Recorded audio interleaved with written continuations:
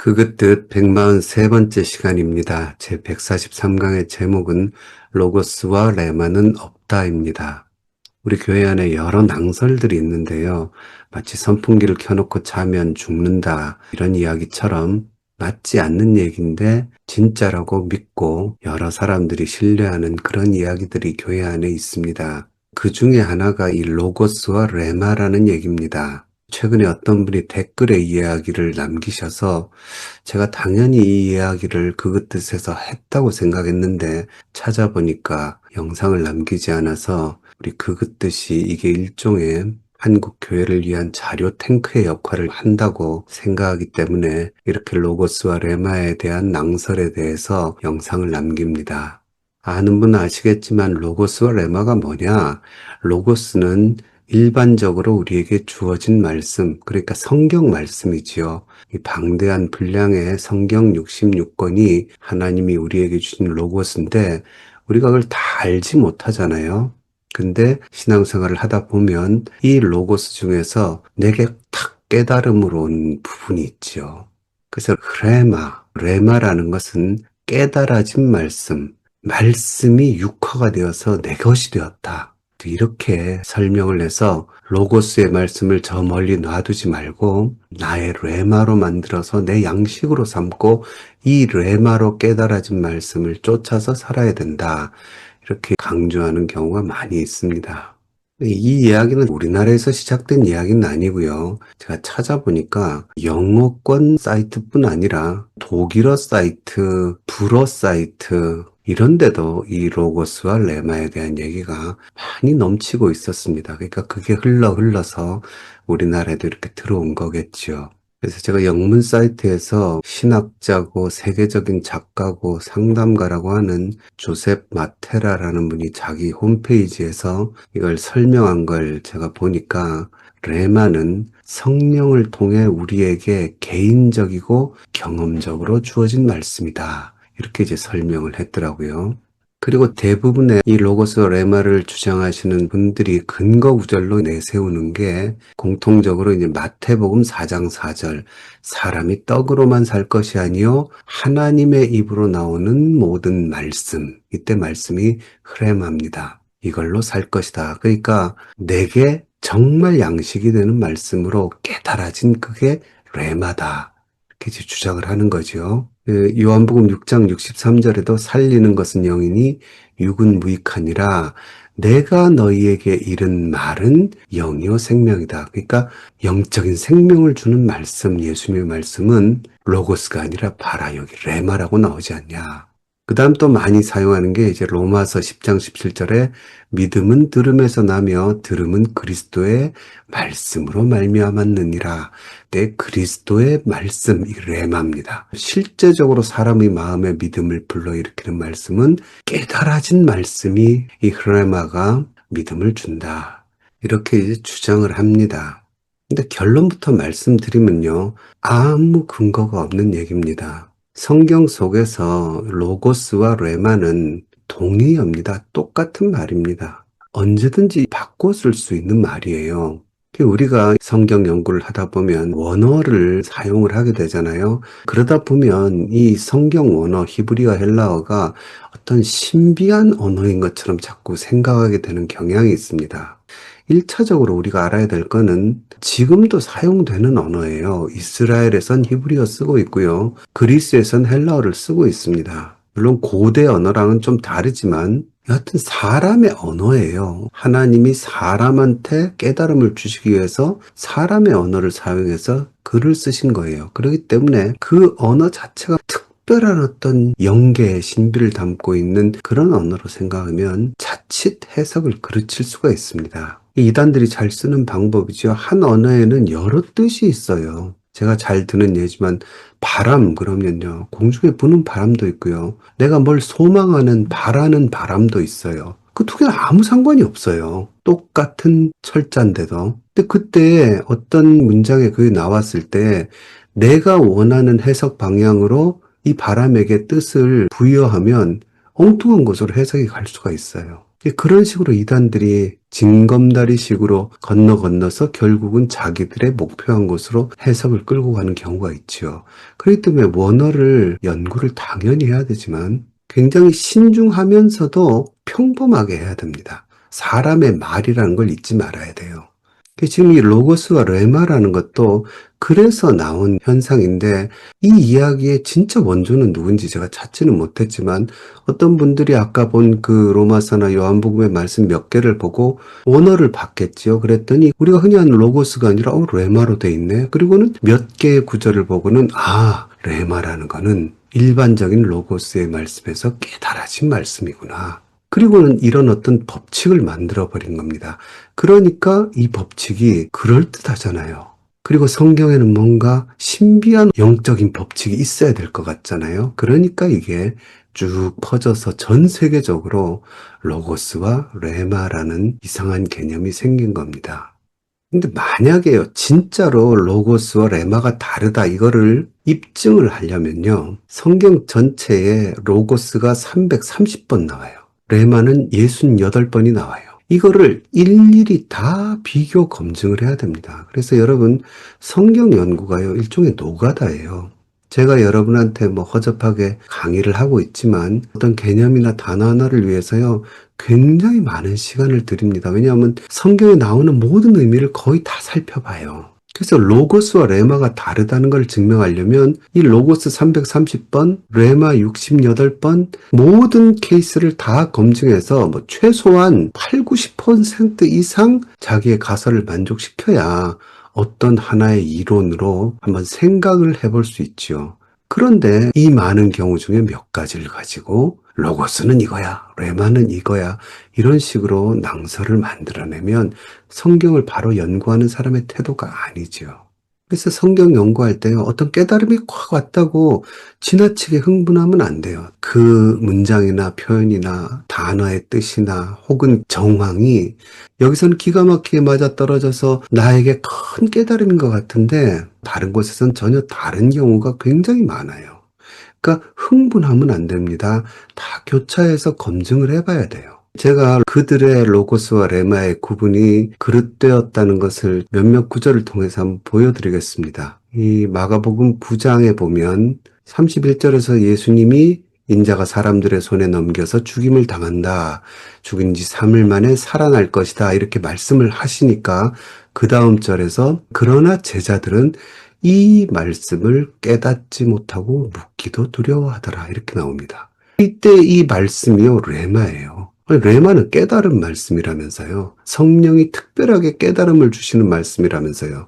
그런데 제자들은 이 말씀을 깨닫지도 못하고 레마의 말씀이 나의 삶을 변화시킨다면서요. 근데 오히려 그 레마를 받고는 묻기도 두려워했다. 이렇게 나옵니다. 그러니까 벌써 레마라는 정의가 틀려지지요. 그다음 누가복음 2장 49절에도 예수님이 12살 때 성전에 가셨을 때 부모들이 막 찾잖아요. 그때 예수께서 이르시되 어찌하여 나를 찾으셨나이까? 내가 아버지의 집에 있어야 될 줄을 알지 못하셨나이까? 하시니 그 부모가 그가 하신 말씀을 깨닫지 못하더라. 예수님이 아예 깨달으라고 내가 아버지 집에 있어야 되는 걸 당신들이 깨달아야 되지 않겠냐 하고 던진 말씀. 레마예요. 당연히 레마는 깨달아야 되는 말씀인데 그 말씀을 받은 부모는 그가 하신 레마를 깨닫지 못하더라 이렇게 나와요. 레마가 깨닫지 못한 말씀이에요. 심지어 사도행전 6장 11절에는 스테반을 모함하던 사람들이 사람들을 매수하여 말하게 하여 이 사람이 모세와 하나님을 모독하는 말을 하더라 했을 때에 레마는 신성하게 깨달아진 말씀이라면서요. 근데 이때 모세와 하나님을 모독하는 말, 이게 레마예요.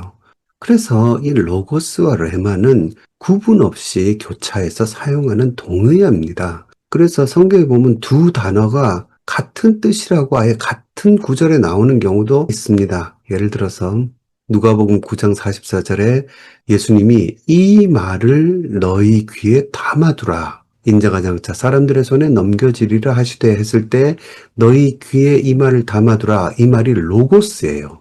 그러면 로고스가 귀에 담기면 레마가 되잖아요. 깨달아진 말씀이 돼야 되잖아요. 누가복음 9장 45절에 그들이 이 말씀을 그 로고스를 귀에 담아서 한 말씀이 레마가 됐어요. 이때는 레마예요. 그런데 알지 못하니 이렇게 나와요.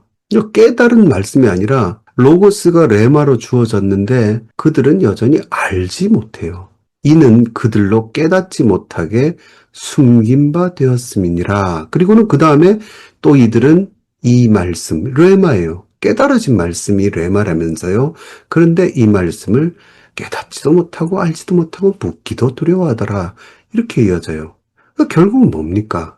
이 로고스를 너희 귀에 담아두라 했는데 이 레마를 알지도 못하고 묻기도 두려워하고 깨닫지도 못한다는 건 무슨 뜻입니까? 로고스와 레마가 같은 말이라는 거예요. 사도행전 10장 44절에도 베드로가 고넬료의 집에서 설교할 때 베드로가 이 말을 할 때에 이때 말이 레마예요. 이 레마를 주니까 성령이 말씀 듣는 모든 사람에게 내려오시니 말씀을 들으면 로고스가 와서 레마로 바뀐다 그랬잖아요. 근데 이번엔 베드로가 레마를 주니까 사람들이 로고스를 들었다 이렇게 나와요. 그러니까 로고스와 레마가 아무런 의미의 차이가 없다는 거예요. 결론적으로 로고스와 레마는 전혀 구분이 없는 동의어 같은 뜻의 낱말일 뿐이라는 겁니다. 그럼에도 이 로고스와 레마라는 낭설이 이렇게 전 세계적으로 퍼진 거는 사람들이 이렇게 즐겨 받았다는 거거든요. 그 의미를. 큰 이유가 있습니다. 이게 우리가 신앙생활을 하면서 성경 66권을 우리가 다 알지 못하잖아요. 얼마나 이 속에 무한한 진리가 감춰져 있습니까? 그런데 신앙생활이란 게 뭡니까? 그 말씀을 하나하나 깨달아가는 과정이거든요. 그러니까 그 속에서 말 그대로 전체 성경이 있고 그 다음에 깨달아진 내 마음에 깊이 들어온 말씀이 있고 그런 개념은 분명히 있어요. 그거를 이제 이건 로고스야. 근데 깨달아진 건 레마야 하니까 딱 맞아 떨어지는 것 같잖아요. 그래서 우리가 이 개념을 즐겨 받아서 교회 안에 이렇게 널리 퍼진 건데요. 그거는 사실 잘못된 거라는 거죠. 그리고 왜 이게 위험성이 있냐면 아까 이단의 예도 들었지만 내게 특별히 다가온 말씀 나한테 굉장히 소중해요. 그 말씀 붙들고 정말 하나님의 길을 열심히 걸어갈 힘을 얻을 수 있죠. 하지만 이걸 다른 사람에게 적용하잖아요. 그러면 굉장히 위험해집니다. 내가 가진 말씀이 특별한 하나님이 주신 성령이 깨닫게 해주신 레마야. 넌 아직 로고스의 수준이야. 이런 식의 분위기가 이 안에 형성이 될 수가 있어요. 그러면 이 레마가 뭐가 되냐면 계시와 헷갈릴 수가 있습니다. 하나님이 주신 특별한 깨달음이 나한테 있다. 나한테 레마가 있다. 하나님의 말씀 잘 깨닫고 남보다 더 깊은 걸 깨달았다. 막 이렇게 생각될 때에 보통 이걸 포장하는 말이 있잖아요. 그게 뭐냐면 하나님이 내게 음성을 들려주셨어. 하나님이 내게 계시를 주셨어. 이런 식으로 자기가 받은 깨달음을 보다 더 특별한 것으로 포장하는 경우가 있어요. 그런데 여러분 지금 이 시대에 계시를 하나님이 직접 음성으로 주십니까? 그렇지 않습니다, 여러분. 그게 이단이에요. 하나님의 계시는 이미 우리에게 필요 충분하게 주어졌다. 그게 뭐냐? 성경 66권이에요. 그 다음에는 그 주어진 말씀을 열심히 읽고 깨달아 가는 과정이죠. 그러니까 그 말씀 자체에 대한 조명, 깨달음, 성령이 밝혀주는 부분이 있어서 내가 그 중에 진짜 깨달았구나. 내 가슴에 깊이 들어온 말씀이 있다. 이런 개념은 얼마든지 가능하죠. 근데 그거를 로고스니 레마니 이렇게 나눠가지고 나는 레마를 가졌다.